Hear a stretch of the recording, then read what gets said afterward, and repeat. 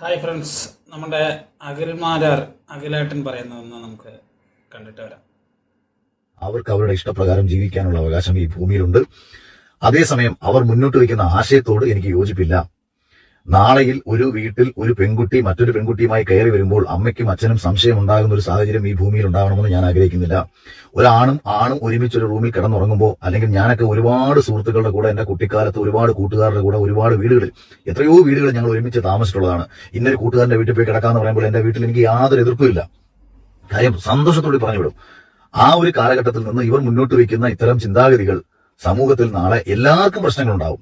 നമ്മൾ ആ രണ്ട് പുരുഷന്മാർ ഒരു റൂമിൽ കയറി കഥവടച്ചു കഴിഞ്ഞാൽ മറ്റേ പണിക്കാണ് എന്ന് പറയുന്ന രീതിയിലേക്ക് സമൂഹം മാറി തുടങ്ങിയിരിക്കുന്നതിന്റെ കാരണം ഇത്തരം മനുഷ്യർ ഇവിടെ സൃഷ്ടിക്കുന്ന മനോഭാവങ്ങളാണ്. അതേസമയം അവർക്ക് ജീവിക്കണോ, അവർ ജീവിച്ചു, ഒരു കുഴപ്പമില്ല. പക്ഷെ ഇത് അവരാളും അനുകരിക്കാതിരിക്കണം എന്ന് മാത്രമേ ഞാൻ പറയാം. അതാണ് ഡിബേറ്റിംഗ് പോയിന്റ് എന്ന് പറയുന്നത്. അതാണ് ആശയപരമായിട്ട് എനിക്ക് പറയാനുള്ളത്. അതേസമയം ഈ രണ്ട് ഇൻഡിവിജ്വൽസിനോട്, ആതിരയോടും നൂറയോടും വ്യക്തിപരമായിട്ട് എനിക്ക് യാതൊരു വിരോധമില്ല. അവരെ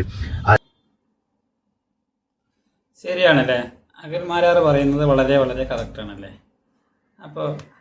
ഇപ്പോൾ നമ്മുടെ നാട്ടിലൊക്കെ ഒരു ഫ്രണ്ട്സ് ആണുങ്ങൾ രണ്ടുപേർ റൂം എടുത്തു കഴിഞ്ഞാൽ അങ്ങനെ അടക്കം പറയും, നോക്കട്ടവും ചിരിയൊക്കെ ഉണ്ടാവും. ഇനി ഒരാണും പാർക്കിലേക്ക് പോയാലും ഇപ്പോൾ കമൻ്റ് അടിക്കലൊക്കെ കൂടിയിട്ടുണ്ടല്ലേ. അപ്പോൾ നമ്മുടെ നാട് പണ്ടൊന്നും ഇങ്ങനെ ആയിരുന്നില്ലല്ലേ. ആണും പെണ്ണും തമ്മിൽ പ്രേമിക്കുന്ന അങ്ങനെയുള്ള നാട്ടിൽ ഒരിക്കലും ഇങ്ങനെ പറയാറില്ല അല്ലേ. അവർ അത് പറയാൻ തുടങ്ങിയത് കംപ്ലീറ്റ് ഇപ്പോൾ ആദില, നൂറ എന്ന ഹെട്രോസെക്ഷൽ അല്ലാത്ത ആളുകൾ വന്നപ്പോൾ മാത്രമാണ് പറയുന്നത് എന്നാണ് ഇപ്പോൾ അഖിൽമാരാർ പറയുന്നത്. അങ്ങനെ ആലോചിക്കുമ്പോൾ അഖിൽമാർ പറയുമ്പോൾ ശരിയാണെന്നല്ലേ. എൻ്റെ അഖിൽമാരാറെ, നിങ്ങളെയൊക്കെ നല്ല ബഹുമാനവും നല്ല സ്നേഹവുമാണ്. പക്ഷേ നിങ്ങൾ പറയുന്നത് ആണും പെണ്ണും മാത്രം സ്നേഹിച്ചിട്ട് നടക്കുന്ന ഈ ലോകത്ത് ഇതൊന്നും ഉണ്ടായിരുന്നില്ല. ഇപ്പോൾ ആദില, നൂറ എന്ന രണ്ട് പേര് സോഷ്യൽ മീഡിയ ഇൻഫ്ലുവൻസറായി വന്നതുകൊണ്ടും അവരെ ഇങ്ങനെ പൊക്കിപ്പിടിച്ച് നടക്കുന്നതുകൊണ്ടും ആണ് വരുന്നത് എന്നാണ് നിങ്ങൾ പറയുന്നത്. ഇത് പുറത്തുള്ള അല്ലാത്ത ആളുകൾ ഇൻഫ്ലുവൻസ് ആകും എന്നാണ് നിങ്ങൾ ഈ പറഞ്ഞു വരുന്നത്. നിങ്ങൾ ഏത് നാട്ടിലായിരിക്കുന്നത്? ഇവിടെ ഈ നാട്ടിൽ ഏത് ആണിനും പെണ്ണിനുമാണ് ഒരുമിച്ച് നടക്കാൻ പറ്റുന്നത്? ഒരു ഭാര്യയും ഭർത്താവിനും ഒരുമിച്ച് നടന്നാലോ, ഒരു വഴിയോരത്ത് ഒരു ബൈക്കിൽ പോയി ഇരുന്നാലോ, ഒരു കാറിൽ പോയി ഇരുന്നാൽ പോലും സദാചാര ഗുണ്ടികളും സദാചാര ഗുണ്ടന്മാരും വന്നിട്ട് ശല്യപ്പെടുത്തുന്ന നാടാണ്. 2 ആഴ്ച മുന്നേ പോലും നിങ്ങൾ കണ്ടില്ലേ? ഒരുത്തൻ അവൻ വ്ളോഗർ ആയതുകൊണ്ട് രക്ഷപ്പെട്ടു. നമ്മളെപ്പോലുള്ളവരങ്ങ് പെട്ടിട്ടുണ്ടാവും. അവൻ ഹോസ്പിറ്റലിൽ പോയിട്ട് തിരിച്ചു വരികയായിരുന്നു. കണ്ടില്ലേ ഈ വീഡിയോ? ഹോസ്പിറ്റലിൽ പോയിട്ട് തിരിച്ചു വരുമ്പോൾ അവന് തലവേദന എടുത്തിട്ട് അവൻ കാർ സൈഡാക്കിയിട്ട് ഒന്ന് കാറിനകത്തിരുന്നു. അപ്പോൾ വൈഫാണ് കൂടെ ഇരിക്കുന്നത്. അപ്പോൾ വൈഫിൻ്റെ തോളിൽ ചാരിയിട്ട് കുറച്ച് നേരം കണ്ണടച്ച് കിടന്നു. അപ്പോഴേക്കും 2 പേര് വന്നു ഇവരെ സദാചാര ഗുണ്ടായിസം കാണിച്ചു. അത് സ്ത്രീകളായതുകൊണ്ട് അവൻ കയ്യേറ്റത്തിൽ നിന്നില്ല, അവൻ വീഡിയോ എടുത്തിട്ട് പുറത്തെല്ലാവരെയും കാണിച്ചു. പിന്നെ നിങ്ങൾ ഈ പറയുന്ന ഒരു ആങ്ങളയ്ക്കും പെങ്ങൾക്കും ഒരുമിച്ച് പോയാൽ അത് വേറെ മറ്റേ കണ്ടുകൊണ്ട് കാണുന്ന ലോകത്താണ് നമ്മൾ ജീവിക്കുന്നത്. ഒരച്ഛനും മകളും പോയാൽ പോലും പ്രായം കൊണ്ട് അവർ അച്ഛനും മകളുമായിട്ട് തോന്നുന്നില്ല എന്ന് വെച്ചാൽ കുറ്റം പറയുന്ന നാട്ടിലാണ് നമ്മൾ ജീവിക്കുന്നത്. ഒരു അമ്മയും മകനും ഇനിയിപ്പോൾ എവിടെയെങ്കിലും പോയി സമയത്ത് ടൈമിൽ എങ്ങനെ തിരിച്ചു പോകാൻ പറ്റില്ല, ഒരു റൂം എടുക്കുക ഹോട്ടലിൽ പോയാൽ അപ്പോഴും സംശയദൃഷ്ടിയോടെ നോക്കുന്ന കാലത്താണ് നമ്മൾ ജീവിക്കുന്നത്. അല്ലാതെ അത് ഇവർ സോഷ്യൽ മീഡിയയിൽ ആദില, നൂറെ പോലുള്ളവർ വരുന്നതുകൊണ്ടാണ്, ഹെട്രോസെക്ഷൽ അല്ലാത്തവർ ഹോമോസെക്ഷലുകാരും ഇങ്ങനെ വരുന്നത് കൊണ്ടാണ് എന്ന് പറയുന്ന നിങ്ങളെപ്പോലെയുള്ള ഇൻഫ്ലുവൻസർ ഇങ്ങനെയൊക്കെ പറയുമ്പോഴാണ് അവരൊക്കെ ഒറ്റപ്പെടുന്നത്. നിങ്ങൾ മനസ്സിലാക്കുക. കാരണം അവരുടെ വീട്ടുകാർക്ക് അവരെ കയറ്റണമെന്ന് തോന്നിയാലും നിങ്ങളെപ്പോലുള്ളവർ ഇങ്ങനെ പറയുമ്പോൾ, ഇത് വേറൊരാൾ അനുകരിക്കുമെന്ന് പറയുമ്പോൾ അവർക്ക് വീട്ടുകാർ അവരെ അംഗീകരിക്കാൻ മനസ്സുണ്ടെങ്കിൽ പോലും അത് കയറ്റില്ല. കാരണം അത് നിങ്ങളെ മോലുള്ളവരെ പേടിച്ചിട്ടില്ല. നിങ്ങൾ പറയുമ്പോൾ അതിന് തൊട്ട് താഴെ വരുന്ന കമൻറ്റുകൾ സപ്പോർട്ട് ചെയ്തിട്ട് കുറേ കമൻറ്റുകൾ, ബുദ്ധിയില്ലാത്ത നാറികൾ കുറേ കമൻറ്റുകൾ വരും. അങ്ങനെയാണ് അവരെ പേടിച്ചിട്ടാണ് അവരെ പോലും അതിനകത്ത് കയറ്റാത്തത്. പിന്നെ ഇത് എങ്ങനെയാണ് നിങ്ങൾ ഇൻഫ്ലുവൻസ് ആകും എന്ന് പറയുന്നത് എനിക്ക് മനസ്സിലാവുന്നില്ല. ഈ ഹോമോസെക്ഷൽ ആളുകളുടെ റൊമാൻസ് കണ്ടിട്ട് ഹെട്രോസെക്ഷൽ ആളുകൾക്ക് എങ്ങനെയാണ് ഇവരെ കണ്ടിട്ട് ഇൻഫ്ലുവൻസ് ആകാൻ തോന്നുന്നത് എനിക്ക് മനസ്സിലാകുന്നില്ല. അതെന്താ നിങ്ങൾ അങ്ങനെ തന്നെ എല്ലാവരും ഈ പറയുന്ന ബുദ്ധിയില്ലാത്ത നാറികളെല്ലാവരും അങ്ങനെ തന്നെ പറയുന്നത് എന്താണെന്ന് മനസ്സിലാകുന്നില്ല. അത്രയ്ക്ക് വലിയ ഹോമോസെക്ഷൽ ആളുകളൊന്നും ഇവിടെ ഇല്ല. ഇൻഫ്ലുവൻസ് ആക്കാൻ വേണ്ടി മാത്രം ഹെട്രോസെക്ഷൽ ആളുകൾക്ക് വേണ്ടിയിട്ടുള്ള റൊമാൻസ് സിനിമകളിലാണെങ്കിലും റീൽസിലാണെങ്കിലും എല്ലാം വന്നുകൊണ്ടിരിക്കുന്നുണ്ട്. അവരത് കണ്ടിട്ട് ഇൻഫ്ലുവൻസ് ആയിട്ട് പ്രേമിച്ച് നടന്നോളും. ഇനി അവർക്ക് ഇൻഫ്ലുവൻസ് ഇതാവുന്നുണ്ടെങ്കിൽ അവരും അതിൽ പെടുന്ന ആളുകളാണെന്ന് അർത്ഥം. നിങ്ങളിപ്പോൾ ആകുലതപ്പെടുന്നത് എന്തിനാണ്? ഇങ്ങനെ ഇൻഫ്ലുവൻസ് ആയാലോ എന്ന് വിചാരിച്ചിട്ടാണ്. നിങ്ങൾ ആകുലതപ്പെടുന്നതിൻ്റെ അതേപോലെ തന്നെ എനിക്ക് ഒരു ആകുലതയുണ്ട്. എന്താണെന്ന് അറിയാമോ? ഇത് നിങ്ങൾക്ക് അല്ലെങ്കിൽ നിങ്ങളെ ആകുലത ഞാൻ നിങ്ങളോട് പങ്കുവയ്ക്കാം. എന്താണെന്ന് അറിയാമോ? നിങ്ങൾക്ക് അമ്മയും ചേച്ചിയില്ലേ, അനിയത്തിയില്ലേ, മകള് എല്ലാവരും ഉണ്ടാവുമല്ലോ. അപ്പോൾ നിങ്ങളുടെ വീട്ടിൽ ഒരു മോൾക്ക് കല്യാണം ആലോചിച്ച് നമ്മൾ ബാങ്കിൽ ലോൺ പോലും എടുത്തിട്ടാണ് കല്യാണം കഴിക്കുന്നതല്ലേ. ആ കല്യാണം കഴിച്ചിട്ട് ആ കിട്ടുന്ന ആ മോൾക്ക് ഒരു ഗേ ആണ് കിട്ടുന്നതെങ്കിൽ അവൻ കല്യാണം കഴിഞ്ഞാൽ ശരിയാവും എന്ന് വിചാരിച്ചിട്ട് ഒരു കല്യാണം കഴിച്ച ശേഷം ആ പെൺകുട്ടി അവൻ ഗേ ആണെന്ന് അറിഞ്ഞാലുള്ള അവസ്ഥ നിങ്ങളൊന്ന് മനസ്സിലാക്കിയിട്ടുണ്ടോ? അപ്പോൾ ആ പെൺകുട്ടിയുടെ ജീവിതം കോഞ്ഞാട്ടിയായി പോയോ അല്ലേ? നേരെ തിരിച്ചും അതേപോലെ തന്നെയാണ്. ഇപ്പം ഞാൻ കല്യാണം കഴിച്ച ശേഷം എനിക്ക് കിട്ടിയ പെണ്ണ് ഹോമോസെക്ഷലായ ആൺകുട്ടിയാണെങ്കിൽ എൻ്റെ ജീവിതം കോഞ്ഞാട്ടിയായ. അങ്ങനെ നിങ്ങൾ എന്താ ചിന്തിക്കാത്തത്? നിങ്ങൾ ചിന്തിക്കാത്തത് അങ്ങനെ ചിന്തിക്കുന്നില്ല. നിങ്ങൾ എങ്ങനെ ഇൻഫ്ലുവൻസ് ആക്കാൻ പറ്റുന്ന എന്നാ പറയുന്നത്. അങ്ങനെയാണെങ്കിൽ തിരിച്ച് ഇവർക്ക് ഇൻഫ്ലുവൻസ് ആക്കാമല്ലോ. ഇവരെ ഇൻഫ്ലുവൻസ് ആക്കാൻ പറ്റില്ല. ഇവർക്ക് അങ്ങനെ തോന്നുന്നില്ല. വികാരങ്ങൾ തോന്നാത്തത് കൊണ്ടാണല്ലോ അവർ ആ രീതിക്ക് പോകുന്നത്. നിങ്ങൾ അതെന്താ മനസ്സിലാക്കാത്തത്? ഇഷ്ടം പോലെയുണ്ട് അതുപോലെയുള്ള ആളുകൾ ഇഷ്ടം പോലെയുണ്ട്. നിങ്ങൾക്ക് അറിയാഞ്ഞിട്ടാ. ഇഷ്ടം പോലെ എനിക്കുള്ള അനുഭവങ്ങൾ പോലും ഉണ്ട്. മറ്റേ കൊമ്പത്തെ കല്യാണമൊക്കെ കഴിച്ചിട്ട് പോയിട്ട് അതിന് ശേഷം ആണ് അറിയുന്നത്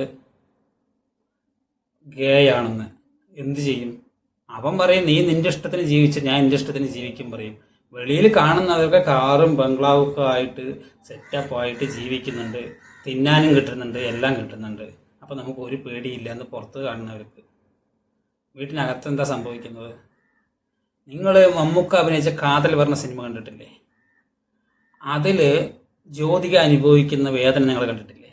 അപ്പോഴൊക്കെ നിങ്ങൾ കൈയടിച്ചതല്ലേ എല്ലാ ആളുകളും അല്ലേ? ഒരുപാട് ആ പടം വിജയമാണല്ലോ, കേരളത്തിൽ വിജയമാണല്ലോ ആ പടം.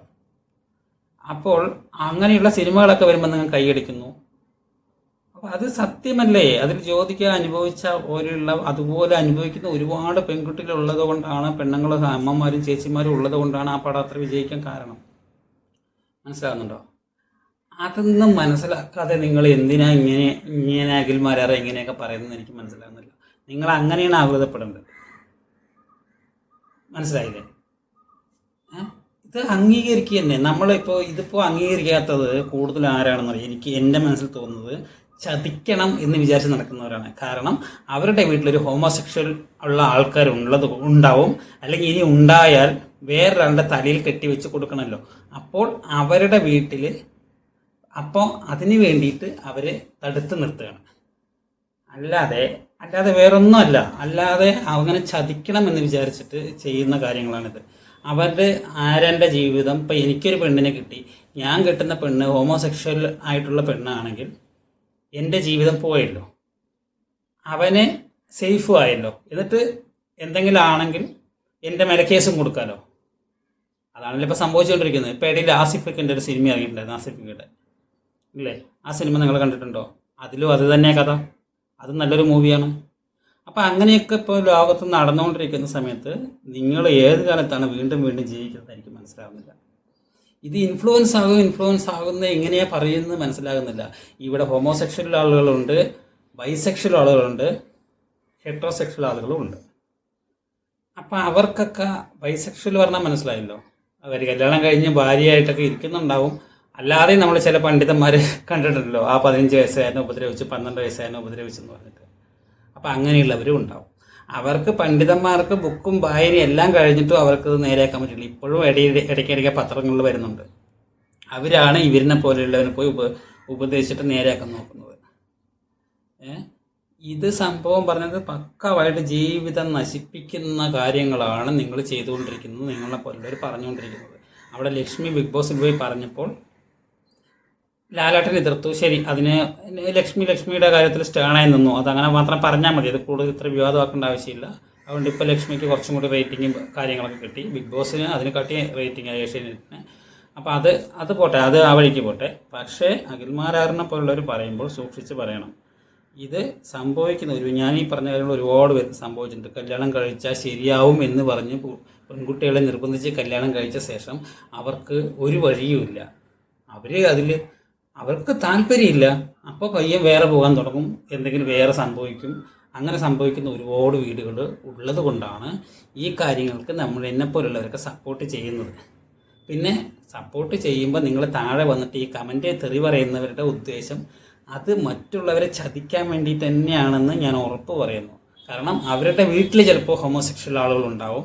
അപ്പോൾ അവരെ വെളിയിലേക്ക് കൊണ്ടുവന്നാൽ ഇവരൊക്കെ ഇങ്ങനെ ആദില നൂറയൊക്കെ ഇങ്ങനെ പുറത്ത് വന്നു കഴിഞ്ഞാൽ അവരിങ്ങനെ നടക്കുമ്പോൾ ഈ പെൺകുട്ടികളാണെങ്കിലും അല്ലെങ്കിൽ ഈ ഗേ ചെക്കന്മാരാണെങ്കിലും ഇവർ പുറത്തിറങ്ങുമ്പോൾ അവർക്ക് നാണക്കേടല്ലേ എന്ന് വെച്ചിട്ട് നിങ്ങൾ നാണക്കേട് വിചാരിക്കേണ്ടെന്നേ. നിങ്ങളുടെ കുടുംബത്തിൽ ഇതുപോലെ സംഭവിച്ചാൽ എന്ത് ചെയ്യും? നിങ്ങൾക്ക് കിട്ടുന്ന നിങ്ങളുടെ മോൾക്ക് ഇതുപോലുള്ളൊരു ഗേ പയ്യനെ അറിയാതെ കല്യാണം കഴിച്ചിട്ട് കല്യാണം കഴിഞ്ഞാൽ ശരിയാകും എന്ന് വിചാരിച്ച് കെട്ടിയാൽ എന്ത് ചെയ്യും? അവൻ്റെ ജീവിതം കോഞ്ഞാട്ടിയായോ?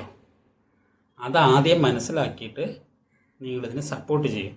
അവരവൻ്റെ രീതിക്ക് ജീവിക്കട്ടെ, ആരും ആരുടെ രീതിക്ക് ജീവിക്കട്ടെ എന്നേ. കെട്ടിയിട്ട് വളർത്തല്ലേ, കെട്ടിയിടല്ലേ. അവനവനായിട്ട് ജീവിക്കാൻ ശ്രമിക്കൂ. ഞാനായിട്ട് ജീവിക്കട്ടെ, നീയായിട്ട് ജീവിക്കട്ടെ.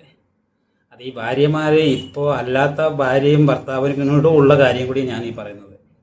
എന്തും പറയാനുള്ള സ്വാതന്ത്ര്യം ഭാര്യയ്ക്ക് കൊടുക്കൂ, ഭാര്യയ്ക്ക് ഭർത്താവിനും അതേപോലെ തിരിച്ചു കൊടുക്കൂ. അവനവനായിട്ട് തന്നെ ജീവിക്കട്ടെ. അല്ലാതെ അഡ്ജസ്റ്റ്മെൻറ്റ് ജീവിതം നരകം. അപ്പോൾ അതാണ് ഞാൻ ഈ പറയുന്നത്. എനിക്ക് ഇത്രേ പറയാനുള്ളൂ. അഖിൽമാരാറിനെ പോലുള്ളവർ പറയുമ്പോൾ ഒരുപാട് പേര് ഇൻഫ്ലുവൻസ് ആവും. കാരണം ഒരുപാട് പേര് ഫോളോവേഴ്സ് ഉണ്ട്. അപ്പോൾ ഇതുപോലുള്ള വാക്കുകൾ ഇറക്കുമ്പോൾ സൂക്ഷിച്ചിറക്കുക. ഓക്കെ, ഇത് എനിക്ക് ഇത്രേ പറയാനുള്ളൂ. ഈ പറഞ്ഞതിൽ നിങ്ങളുടെ അഭിപ്രായം എന്താണെന്ന് വ്യക്തമായിട്ട് കമൻറ്റ് ബോക്സിൽ ഒന്ന് രേഖപ്പെടുത്തൂ.